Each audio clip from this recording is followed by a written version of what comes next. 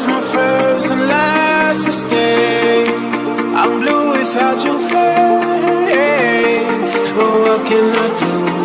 'Cause I'm just a sinking ship, and you're just a pair of lips that I've lost in the moment. All I want is for you to come back. Now I'm caught in the middle of life, and I need. Greetings, everyone, and welcome to another edition of the Red Pill Diaries. I'm your host, your brother, and your friend Rashid, and I'd like to thank you all for giving me another time of your day because you didn't have to do this. Welcome to the most powerful platform for truth, bar none, on God's green earth. This is a platform for education, elevation, and edification. This is the Red Pill Diaries, and without further ado, I have my friend across the globe, Tarik Amar, in the building. How's it going today, Tarik? Hi, Rashid. I'm sorry. I think I'm a little bit late, right? No, but I made it. No, you're not late. You're not late at all. Good. Tarik, you know, there's been a whirlwind of activities lately. We just saw what transpired in Palestine. As a matter of fact, today in Palestine, they just killed about 80, 90 people. Hold on one second. I got echoes in the back. Hold on one second.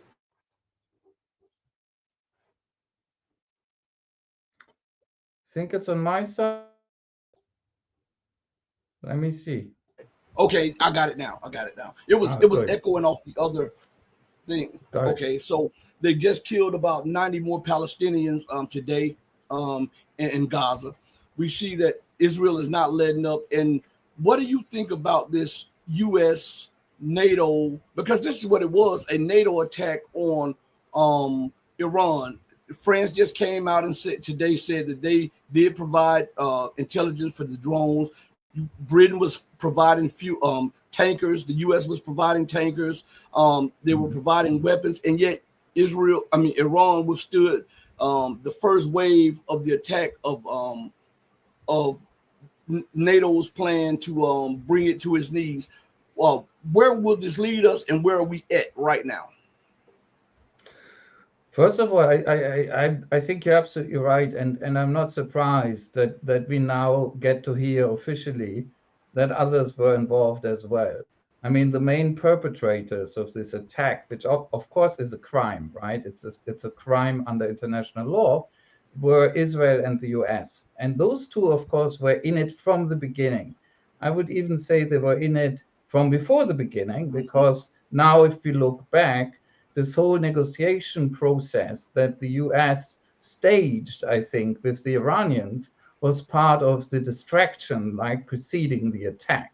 So those two are the main culprits here, but I'm absolutely not surprised that now we get the Brits and the French claiming their share of the glory, in quotation marks, right? And you're right. It's, you could say NATO, or you could say it's the collective West once again, right? The collective West under the leadership of the US and siding relentlessly and without any constraints by ethics or morality or law with Israel, right? Whatever Israel does, Israel can conduct a war of aggression. Israel can commit a genocide. You just mentioned another massacre, yet another massacre in Gaza. The West has made up its mind a long time ago that they will always be with Israel. And so Israel is dragging them all down, not that they weren't fairly far down anyhow before. So where are we now, right? I personally I'm pessimistic, because I think that this is not the last attack on Iran. The Israelis certainly are not satisfied. The only thing that would satisfy Israel, which is this insane settler colony that wants to restructure the whole of West Asia, or as we used to say, the Middle East around itself, right, and its sick needs, really. The only way to get the Israelis satisfied is if either Iran gets totally disintegrated, the way Libya has been disintegrated, right, been turned into this failed state, or if Iran gets totally regime changed, more or less like Iraq. That's what would satisfy the Israelis. Nothing else will ever do. The whole talk that they're only, in quotation marks, after Iran's alleged ambitions to build nuclear weapons is, of course, cover and a lie, right? Israel lies when they open their mouths. I'm sorry, I'm tired of beating about the bush. Israeli default is lying, right? Everything they say, you should assume is not true, and then you look somewhere else for what actually is happening. So Israel wants to destroy Iran because Iran is the last major power in the region resisting it. It's the last one, right? And this strategy goes back a very long time. You know, it's associated with this idea of the clean break, this project that even predated 9/11. It's a long-term strategy to subjugate, not just to restructure, to subjugate all of West Asia so that Israel, or rather what they call Greater Israel, can then dominate it forever. That's what they want. That's the end game, right? And the United States, unfortunately, has been on their side. Without the United States, of course, Israel could never have done anything of this sort. It's far too small and far too weak, demographically, technologically. No, it's not as great as people think. Militarily, it's a puffed up super dwarf. That's what Israel is, right? If you take the United States out of the equation, Israel would be crushed by its neighbors, right? That's the reality, and they know this. So I think they will also try to involve the United States again, right? I believe that Trump is trying to have it both ways right now. He's afraid of the Israel lobby. He wants to do what they tell them because he doesn't want to be penalized by them, by whatever means, be it blackmail or something even worse. But he also is afraid of splitting his MAGA base, right? And even if we don't like people like Tucker Carlson, Steve Bannon, you know, Marjorie Taylor Greene, I do think that their protests against going too far with Israel together, I think they were actually genuine. And I think they indicate a major crack, a rift in the MAGA base, right? And that's serious for Trump. So Trump was trying to have it both ways. He wanted to strike Iran so as to satisfy the Israel lobby and Israel, of whom he's very afraid. And at the same time, he would like to stop, I think, personally, because that will domestically play into his hands and stabilize his control over the MAGA base. But I don't think he will succeed. And so I think the Israeli attempt and the Israel lobby attempt to once again mobilize Trump and through him the whole might of the United States to carry out crimes for Israel will continue, and it might very well succeed again, unfortunately. There's a policy paper. I forget which institute has wrote the policy paper, but in this policy paper, they were talking about how the U.S. would use Israel to what we just saw to push against Iran, to weaken Iran, because their ultimate goal is China, and they wanted to subjugate Iran by using Israel at false flag attacks, assassinations, and then eventually a head-on collision with them. I believe that it is in America's imperial interest, not in the republic's interest, but in the imperial interest to use Israel. I don't think it's Israel as most people. I think it's the other way around, because the policy papers were written long before this happened. And I believe that for America being an empire, she needs to subjugate Iran to expand, to continue to keep the dollar as the global currency, because without that she cannot continue empire. So it is incumbent upon America to subjugate Iran so that she can then be in the underbelly of Russia, China, India, and Pakistan, just like the policy paper said. And then they can have Russia and China surrounded and control China's economic rise or suppress it. Why is that left out of the equation in a lot of analysts' thinking? Yeah, well, you know, this policy paper, I think I know which one you mean, and it's very important. I agree. It's only one example of a very long tendency. It's not just one project. It's a very long tendency in American foreign policy, and that is to disrupt the consolidation of power in Eurasia, right? That's the minimum of the policy. And the maximum of the policy is to actually control important parts of Eurasia. One way or the other, the aim is not to allow Eurasia to somehow form an alliance or coalition or pooling of resources that could actually then challenge the United States, right? And yes, you're absolutely right. If they were to succeed in effect in destroying Iran as a serious power, right? Then they would also gain very important advantages on this enormous chessboard that they have in their heads in this great game against China and Russia above all. I agree. There's one thing where I think I would put things a little differently, which is I know that there are two schools, right? When you think about this relationship between Israel and the US. And one school is basically what you've just said, which is Israel is a tool in many ways. It's a tool, it's a highly aggressive, brutal tool, but ultimately a tool of the United States and their imperial projects. And then, of course, there's the other school, which you also referred to, which basically says, well, it's a case of the tail wagging the dog, right? So somehow the tool has started controlling the empire at its center. And I think both of these approaches are right, and that's the problem, because this is one of these and it really exists. I'm not trying to split the difference. I really think this is the structure of reality. This is one of these complicated cases where both of these explanations are actually true at the same time, although they seem contradictory. I think we see an almost unique symbiotic relationship between the empire and this very peculiar type of periphery, right? I mean, the United States, if you think about it, they have a lot of peripheries. All of Europe are their vassals, all of them, almost, right? And nevertheless, if you look at the relationship with Israel, there's nothing like it in the world. The relationship with Israel, think about it like this. When Israel destroyed an American ship and killed American sailors, the famous incident of the USS Liberty, right? You could on one side say, well, the empire doesn't care about its sailors and its foot soldiers. So in their cynicism, the empire said, let's hush it up, we don't care, right? Okay, you could say. But you could also say, this is something very special, and the way it was hushed up was because it's Israel. And I feel both is true. There is something about Israel. And look, the Israel lobby is real. The Israel lobby has been very well researched.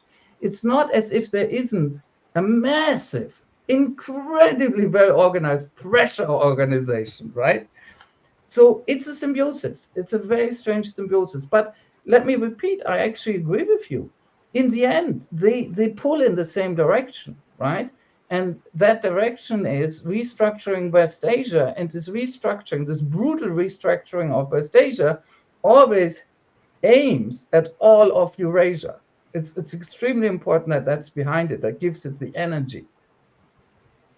So, again, on Iran, not only did Iran fight NATO, but it fought the so-called Muslim countries surrounding it, because mostly all of them had a hand in aiding Israel and the United States, or defending Israel against retaliatory strikes. And there are reports now that saying that Azerbaijan played a part in it because those drones were coming through the Caspian Sea.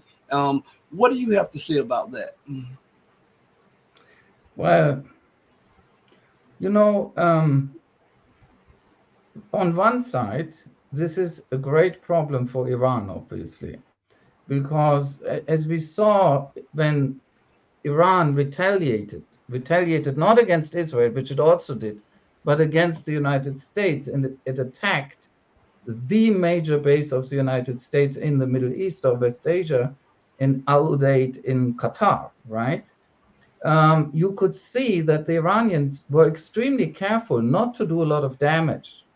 And one reason was because I think there was a deal, an underhand deal between Trump and the Iranians, where the Iranians basically telegraphed, we will hit back, we won't just lie down here, we will hit back, but we do it in such a way that you then can also walk away. right? That's one reason. But the other reason, of course, was that the Iranians don't want to antagonize Qatar even more than necessary, right? The Iranians are in this weird situation that all their neighbors, or many of them, host bases for their worst enemy, the US. And they also help their other worst enemy, Israel. But at the same time, if the Iranians strike back in these regions, then they antagonize these neighbors even more and they weaken themselves, right?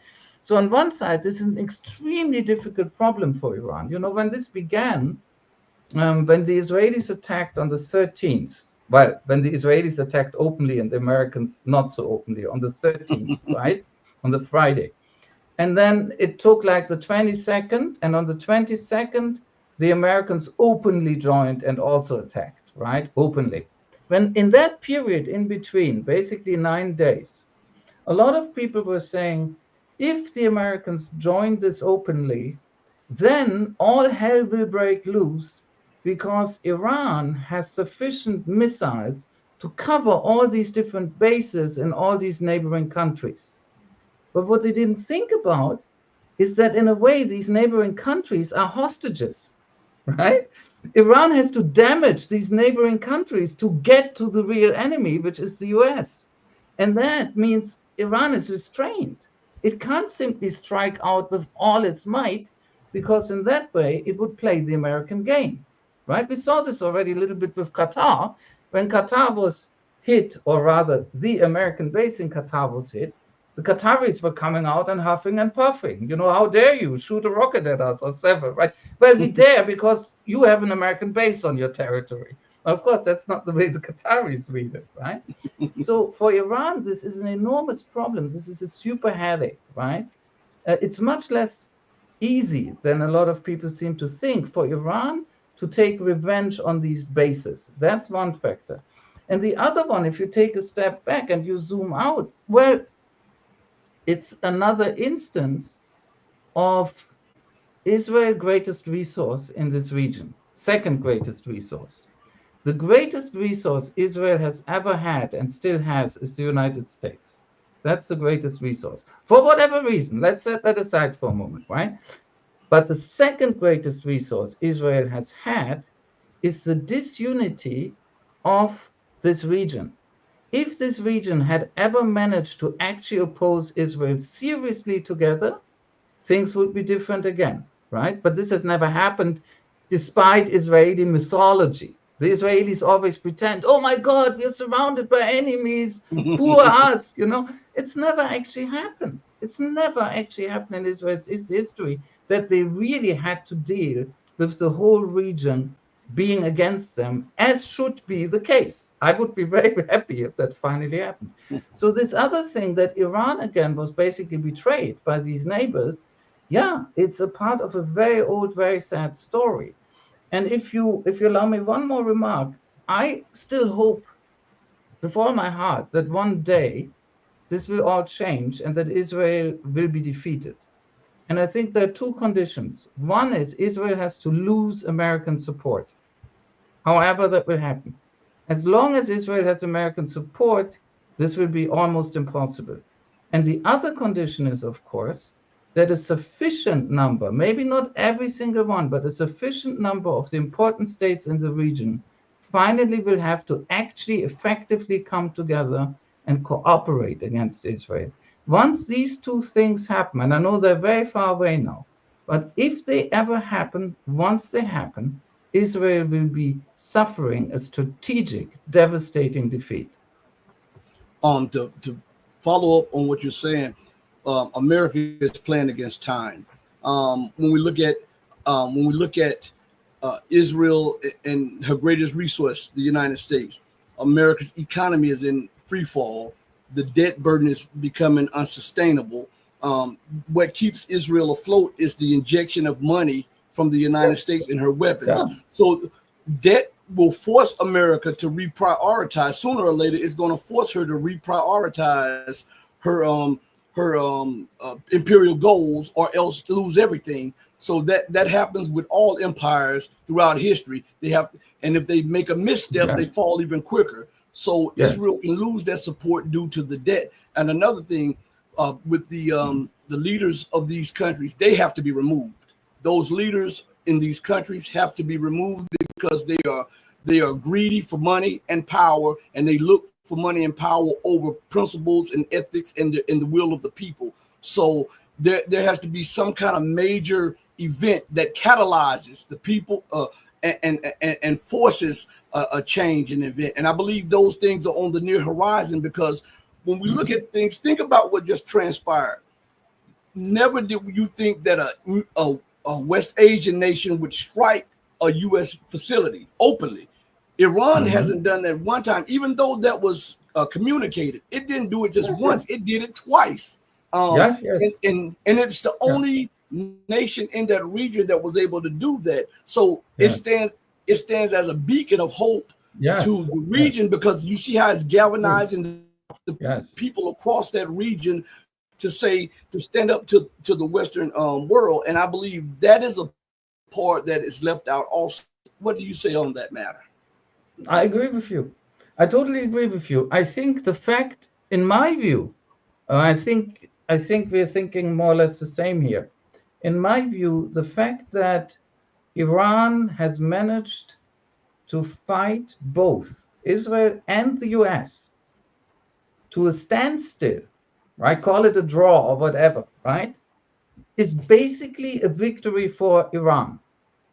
And that's, I'm not just making this up. There's a good reason, I think, to say so, because if a state is much, much weaker, right, and manages to successfully survive an attack by two stronger enemies together, that's already victory. That's a form of victory, right? They've successfully defied the Americans and the Israelis together, and the Americans have openly attacked since as never before, if you don't count the coup in 1953, which is a different type of attack. But in terms of how the Americans have attacked Iran militarily this time, this is the peak of their aggression as of now. And Iran has survived. Iran has survived. There was no regime change. And it's even possible, we don't know this, I don't know this, but it's possible that substantial parts of its nuclear facilities have also survived, or at least some enriched uranium. We don't know. One thing we do know, Iran has not been defeated. And when you're so much weaker and so alone, and you survive and you're not defeated, that's victory. And that's why I think you're absolutely right. This has an exemplary effect. As you say, it can galvanize, right? But there is a flip side, in my view. There is a flip side. And the flip side is that what you have said and what I have said, both the Americans and the Israelis also see. They also see it. So for them, the fact that Iran has had this, if not triumph, then this great gain in prestige, this win, is another reason to destroy it, right? Because to assert their power now, they have to take revenge. They have to take revenge. So unfortunately, this isn't over. We will see how it will play out. But I absolutely agree with you. On the way towards finally defeating this monster state of Israel in this region, something like Iran carrying the day like this is very important. It can become a milestone. I absolutely agree. And I was watching the videos that were released from different Arab countries and even surrounded areas, and how the people, they were sitting out on their terraces watching the missiles go over, and they were supporting Iran, and how it removed that division of Sunni, Shia, and all of that stuff. And a lot of people were just happy that someone stood up to the empire. And we have to also calculate this in when we're talking. Not only did Iran stand up to the West, but the U.S. lost a lot of political capital, because the mask came off of her internationally by bombing nuclear facilities, which is a war crime and a crime against humanity. And it shows that she is the true international pariah. For not going to the United Nations, which shows that she flaunts. She only uses that whenever it's to her advantage, and it also shows that she believes that might is right. And even some of her allies were talking about that this should not have taken place. So she was already deficient in political capital, as we saw, but she's lost a lot more geopolitical and political capital globally. What do you think on that? I think you're right about the political capital, about the prestige, the standing, right? And I think this matters. My worry, my fear is that when something like that happens to an empire like the United States, they don't give up. What they do is they switch from the resource of standing to the resource of just brutal violence. They've always used a lot of brutal violence, but it's a mix, right? They get some of what they want just by extreme violence, and they get some of what they want by their prestige, by their soft power, by their standing. And in a way, of course, getting it by soft power and standing is much cheaper. It's easier, right, in the end. But brutal violence is always there as an option, and the United States is unfortunately addicted to it, like no other state in history. Maybe the Romans were similar, right? And they were pretty nuts. So the issue here is that I think you're right about the fact that all of this forms a part of this decline of the United States, right? It's not a win. Trump can say whatever he wants. That's not true. But on the other hand, once again, I fear that the United States and its Western allies and Israel will fight like hell against their own decline. And so I expect to see a lot of warfare, but also subversion, sabotage, spying, disinformation, all of this heating up, right? So for instance, what you just said about that people were cheering the Iranian missiles, and that there seems to have been a moment where this Shia-Sunni divide didn't matter so much. The Shia-Sunni divide, of course, it is old, but it has been weaponized by the West. The West has done everything it could to make it worse, right? It's in their interest. The West and also their clients, not only Israel, in West Asia, have made this divide worse on purpose. Saudi Arabia likes the divide, for instance, because they use it against Iran, right? So I expect much more of that. Instigation of mutual hatred, intrigue, assassination, warfare, regime change operations, so-called color revolutions, you name it. They will do whatever they can until they're finally down. And I think it will take quite a long time before they're finally down. I hope to see the day, believe me. I also believe one of the reasons that Iran agreed to the ceasefire was to revamp its integrated air defense systems, and also to show the global South that it is the one that's seeking peace, and it is the rational player. I believe that Israel was suing for peace because she was on the brink of total defeat. And I think the United States saw that too, and the United States had to step in and behind closed doors and offer a cessation of violence. But as you said, and I truly believe this, that the empire never gives up. The empire, I always say this is one of my mottos. When the empire talks about a cessation of violence or talking about negotiation or peace, they only do that because it is advantageous to them.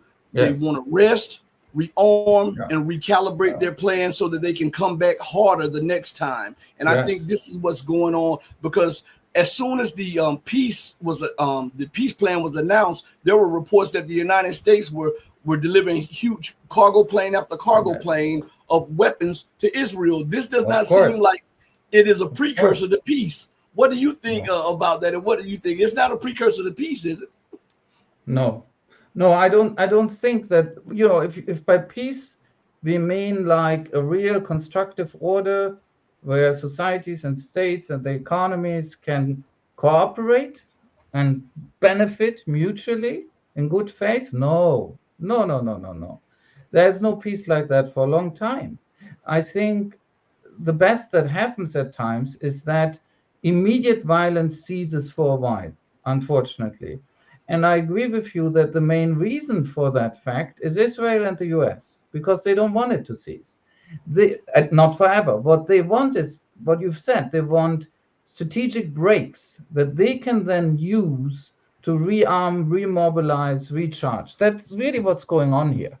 I absolutely agree. Now, what I think, and I think we're, again, unfortunately, we are not there yet. But look, think about the BRICS. Iran is a member of the BRICS. They have 10 states who are members now, and Iran is one of them. The most powerful two states, right? No hard feelings for Brazil and India, but the two most powerful states are Russia and China, right? In the BRICS. Iran is a BRICS member. Iran has a strategic partnership agreement with Russia in particular. It has strong relationships with China, right? So a lot of people have pointed out that Iran's membership in BRICS didn't really help it. And I think I've just written an article about this. I think on the whole, that's true. On the whole, we don't know everything. We don't know what the Russians were doing behind the scenes. Same for the Chinese. But on the whole, we can say one thing. BRICS didn't come in guns blazing to fight for Iran, right? Nothing of the sort has happened. So here's the problem. Imagine a future in which the US and its allies, clients, never attack Russia or China directly. Indirectly is a different question, but never attack them directly because the risk is too great. But they pick off one BRICS member after the other. Today it's Iran, tomorrow it's Ethiopia, maybe then for some reason it could be Egypt one day, right? Sisi shouldn't be too sure of himself. Maybe one day it's Indonesia, right? You see what I mean? If they did that, and every single time there would be no real tough response from BRICS, BRICS would go down. BRICS would go down. They could keep repeating, we are not a security alliance. We are not a military alliance. But you know what the West would answer to that? The West would answer, we know. We can see that. And that's great.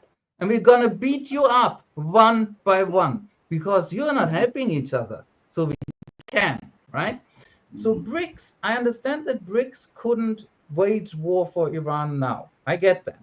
But BRICS has an issue. BRICS really needs to think. BRICS will not grow. Multipolarity will not happen automatically. It is the trend of history. I agree. But the US and its allies see this trend as well. And they're hell-bent aborting it. That's what they want to do. They want to destroy it.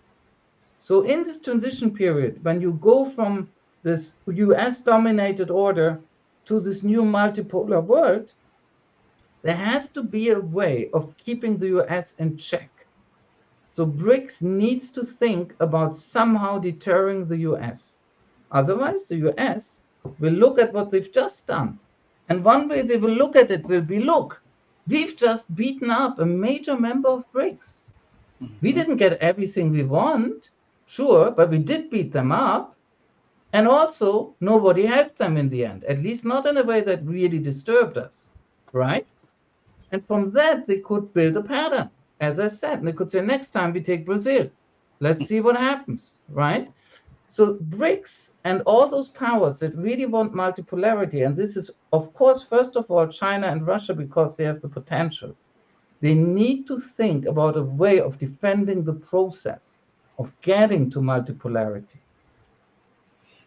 On that note, I agree with you 100%. And I think it should be like this. We have a great example of what BRICS should do. All one has to do is look at China's rise. China had a twofold rise. As its economy started growing, it built up its industries and its military at the same time. I think that BRICS should start merging more and more with the SCO.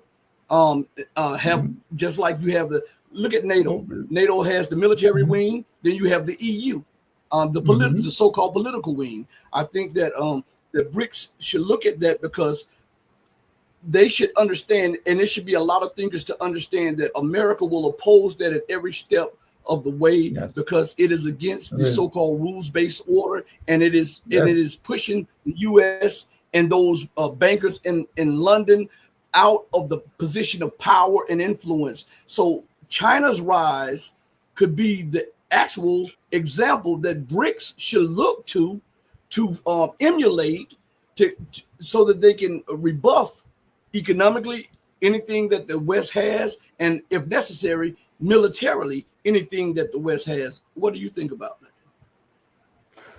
I think it's definitely true, as you say, that they have to develop both capacities, right? It's like how should I say? It's like an irony. It's like a catch-22, right? If you're building a multipolar world together with other states, and if you succeed, and BRICS already has succeeded, right?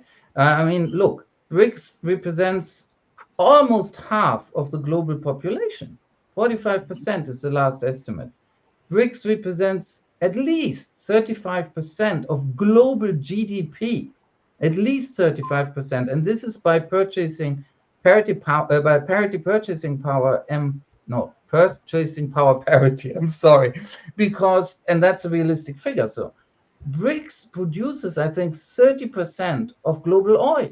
So BRICS is already an economic giant, and it only has 10 members, but it has dozens of countries who are either interested in joining or have actually already officially asked to join. So it's growing. It's a growing giant. That's what BRICS is, right? But here's the problem. When you're that successful in building the multipolar order, this is what this really is. They're building the multipolar order. Then your enemies wake up, right? Mm-hmm. Then they see you. And then they're like, we didn't take you seriously 20 years ago when you started, but now we take you seriously. And once we take you seriously, we're going to kill you, right? Mm-hmm. That's the logic here. And at that point, it means that your success forces you to somehow develop a defensive capability, at the very least. When you're not successful yet, or when you're small, you can say basically, hey, we will just grow economically, that's all we do. But when you then succeed in growing, you will become dangerous enough to your opponents so that you have to be able to defend yourself. And I think this attack on Iran will be looked at in history, when people look back, as a very important turning point, one way or the other, in that story. I'm convinced BRICS has to learn to acquire the capacity to defend its trajectory. Otherwise, it's going to be disrupted because it's so successful. And I also, let us not forget and lose sight, this was a two-pronged attack, because it was not just, well, three-pronged attack. It wasn't not just an attack on Iran and BRICS, but remember, Iran is a full member of the Shanghai Cooperation Organization also. So this was on the entirety of Eurasia. And I think that gets lost in translation also, because America does not want anything to be a viable alternative to NATO, or a viable alternative to American hegemony or finance or whatever. So I think as BRICS and solidifies itself, and as the Shanghai Cooperation Organization becomes more appealing and more attractive to others, you'll see more destabilizing processes by the United States, and also excuses to go to war with smaller or weaker people who are seeking to join those organizations. Yes, exactly. And there's even a second dynamic here, I think. If BRICS doesn't acquire the capacity to systematically protect its members, which it doesn't have yet, then becoming a member of BRICS, or trying even to become a member, will expose smaller countries to Western retaliation, right? Yes. So it will interfere. You've basically said the same thing right now. It will interfere even with the growth of BRICS. So I totally agree with you. You can even look at it from yet another angle. Who is expanding to Asia now? Absurdly, NATO. That's all the rage. NATO expanding to Asia. Japan is talking about joining NATO, the North Atlantic Treaty Organization. So much for geography, right? So NATO openly says, we want to go to Asia. But this is definitely, at this point, Asia, and actually Eurasia, in a bigger sense, has to get together and finally develop a force to directly counter this Atlanticist project. They have to do this, or the Atlanticist project will keep trying to divide them, attack them, regime change them, whatever they do, right? There is a way in which it's like the multipolar order is a nice thing, but it's been too nice. It's too kind. It's too much like, oh, let's learn all to cooperate under international law. I'm all for it. But if they don't develop an armed wing, they will not survive, because the other guys are really mean. They have a lot of practice in being mean. And also, and let's also think about this. As they're attacking all of these, they're trying to weaken Russia, they're trying to weaken China specifically. And then we think about the attack also was an attack on Russia's and Iran's north-south corridor, because of how it bypasses any control of the Western world. And it was also an attack on the Belt and Road Initiative, where China will use rail lines through Iran to transport goods to other parts of the world. Absolutely. Yeah.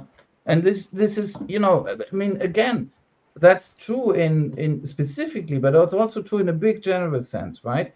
Because if you think of these transport corridor projects and the rail lines, that's the way of integrating Eurasia via land.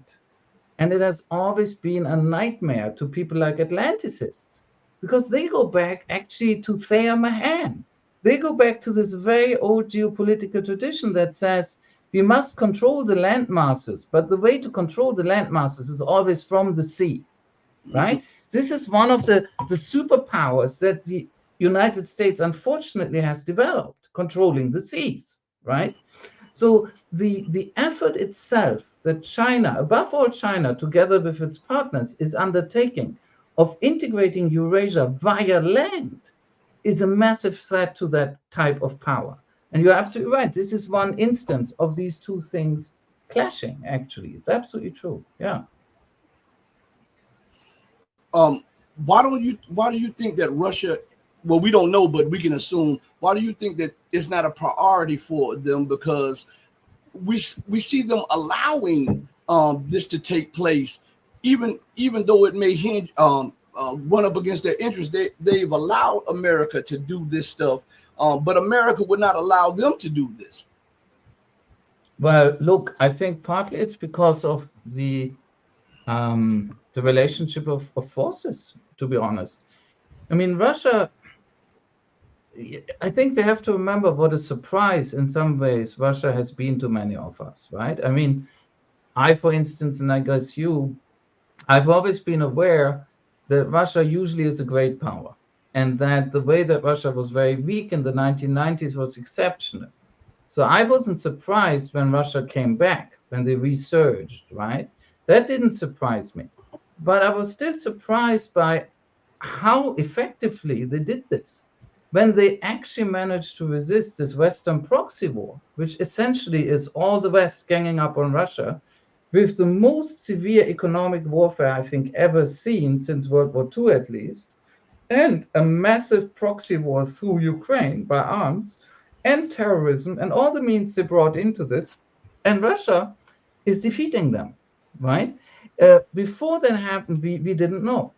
And so now we see this in some ways very strong Russia, amazingly strong Russia, and we begin to think, oh, they could do anything, right? If only they want. But the reality is they don't have the same sort of power as the United States yet. A lot of United States power is a bit illusory, that's true. But still, for instance, the United States has a power to reach everywhere on the globe in a way that Russia doesn't have. I mean, the example is Syria, right?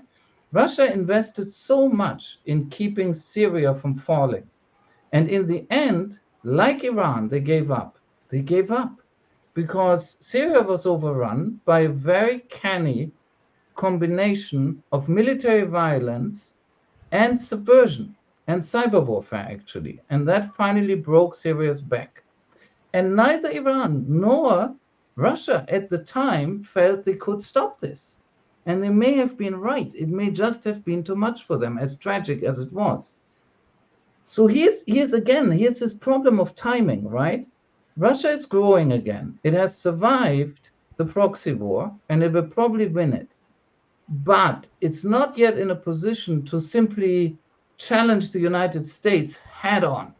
Because if they do it, they might give them the opportunity to destroy them, or at least to finally demote them geopolitically, right? It's a very complicated game. Both China and Russia, powerful as they already are, also have to be careful to not allow the United States to build up a coalition of forces against either of them and confront them head on. Not yet. So what do you think about what's going on in Ukraine? Where are we at in Ukraine? Because it seems like Russia is advancing on all fronts, and it seems like no matter what the West does, they're losing. Yes, they are. They are losing, and I think it's very important. I'm saying this without any irony or cynicism. A lot of people are dying on both sides, but they are losing, and I think it's important to remember that they were also losing already very, very clearly and for a long time before Trump became president, right? Because what I fear is that now some idiots in the West are going to tell another tale, which is going to be, oh, everything was fine until Trump came and sort of messed it up. No, nothing was fine. The Ukrainians were losing for at least a year before Trump came back into office, right? This is independent of Biden or Trump in office, because the key reason why Russia was winning or is still winning this war is that Ukraine is just not strong enough and Russia has become much, much stronger. Both of these things. It's pretty straightforward in a way. And all the Western support couldn't ultimately change that fundamental logic.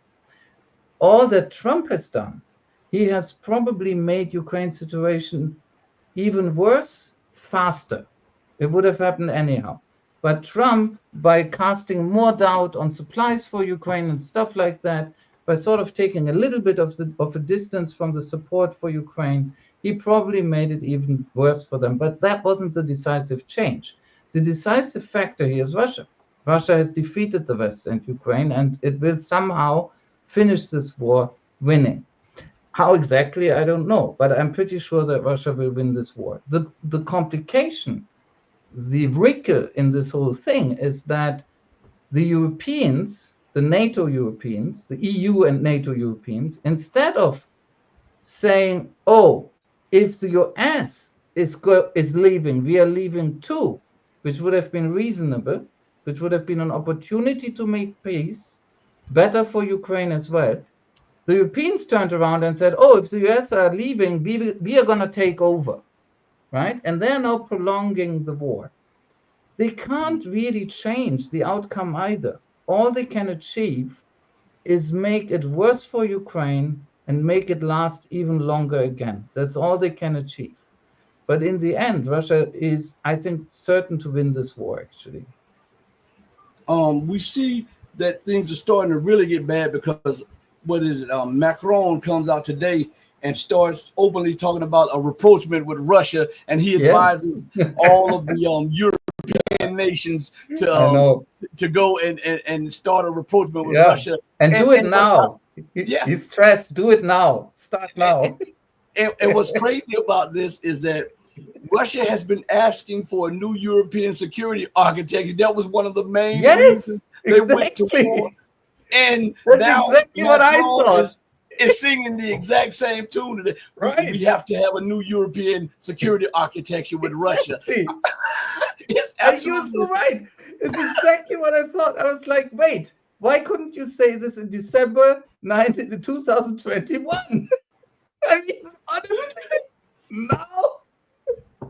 And you know how he put it, this phrase he used, from the Black Sea to the Polar Sea or something like, yes, I know, right? Yes.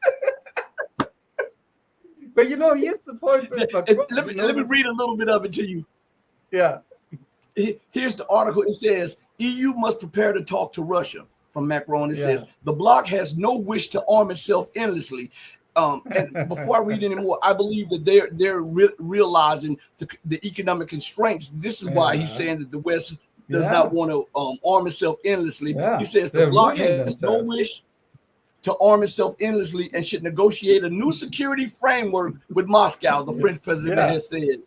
EU member states should consider resuming contact with Moscow, which was severed after the escalation of the Ukraine conflict in 2022. French President Emmanuel Macron has told reporters. According to Macron, despite being fully committed to boosting military capabilities within NATO, the bloc's European members have no wish to endlessly arm themselves and should in the near future negotiate a new security framework with Moscow. We are, this is a quote, we are not going to go towards an endless escalation towards more armament. We must arm ourselves today, because today there is a gap between our level of armament and that of Russia, and that poses a threat. At the same time, we must think about the security framework in which we want to live, he said.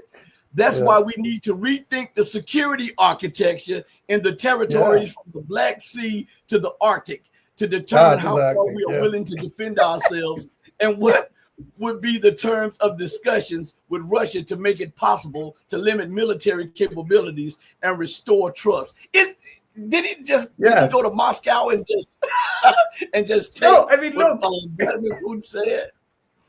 Here's the thing, right? I mean, we are laughing because it's so desperate, right? Because all of this is sometimes Macron says a lot of things that are really stupid, right? Now, this is one of Macron's better moments. This is one of his better moments. He said something that, at least on the surface, is sort of a good idea, right? That's a lot for Macron. But while we are laughing, of course, I mean, think about it. If that position had been taken by the West in December 21, when the Russians literally said, this is what we want, this is what we want. If the West had then answered, yeah, this is what we want too, none of this war would have happened. I guarantee you. You know, in spite of what propagandists like Tim Snyder and Applebaum have told people, this war didn't happen because Putin has funny ideas about Ukraine. Putin may have funny ideas about Ukraine, or maybe not so funny. That didn't trigger the war. That isn't the causality. The war happened because Russia, not just Putin, the Russian leadership got very afraid that the West was turning Ukraine into basically a base against Russia. And that was true. That was actually true. That's why the war happened. And if the West in 2021 had responded to the Russians and said what Macron is saying now, and then followed up, no war. Imagine what that would mean for a lot of Ukrainians who are dead now, and for a lot of Ukrainians who are still alive, and for a lot of Russians who are dead too, right? A lot. But here's the thing with Macron. Macron is never reliable, right? He says one thing one day and a totally different thing the next day. So you hear him say this now, and you're like, okay, this is really, really, really late, Emmanuel, but we are happy you say it finally. But you can't even think that, because you also think, but maybe tomorrow you say the opposite again, right? So we don't know. One thing I think about this statement is I think it has to do with the Germans. You know, in Europe, the Germans and the French, right? They pretend to be friends now, but don't believe them. And so I think this is actually a comment on a lot of talk in Germany about how a war with Russia is basically inevitable. And I think that Macron has had enough of that, right? The rest of his brain that is reasonable has had enough. And he's basically saying the opposite. He says, no, while we arm ourselves, we can also talk to the Russians and avoid a war. Because if you build a new security architecture, it's the opposite of going to war, right?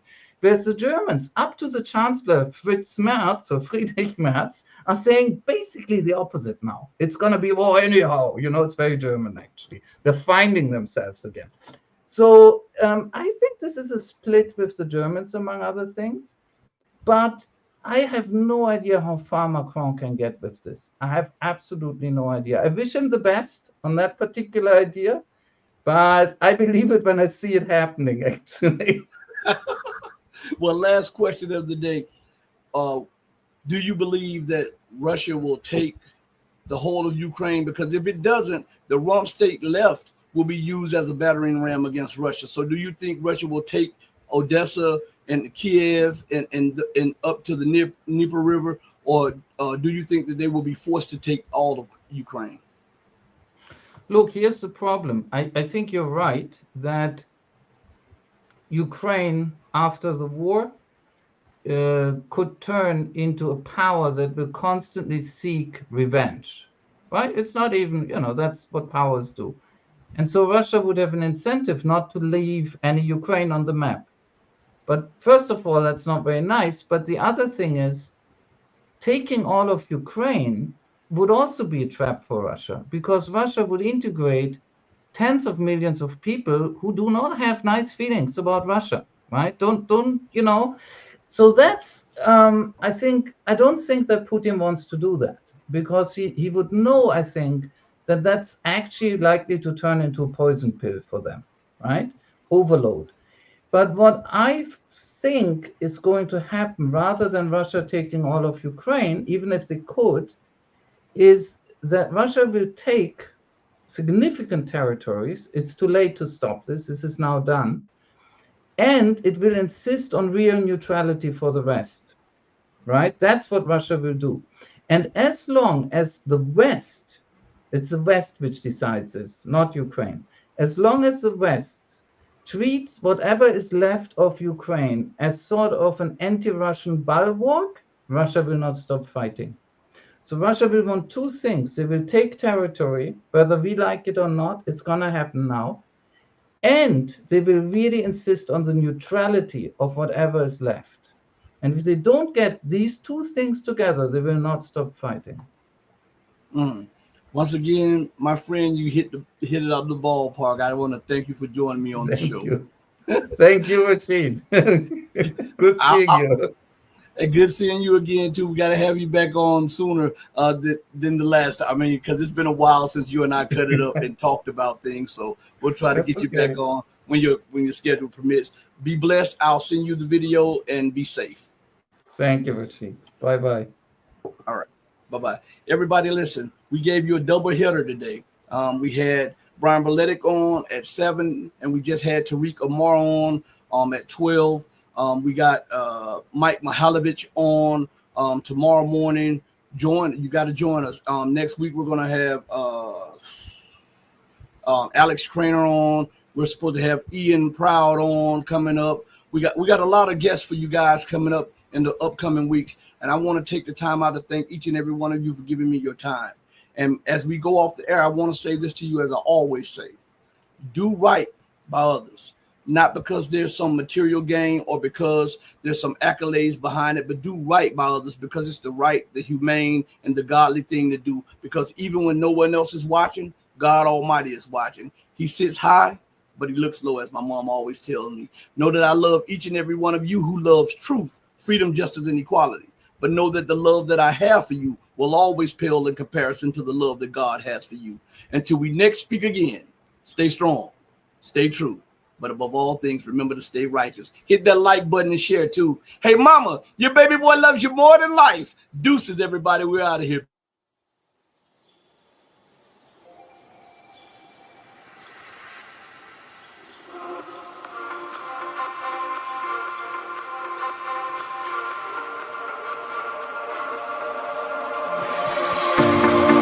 Told you to walk away. That was my first and last mistake. I'm blue without your face. But what can I do? 'Cause I'm just a sinking ship, and you're just a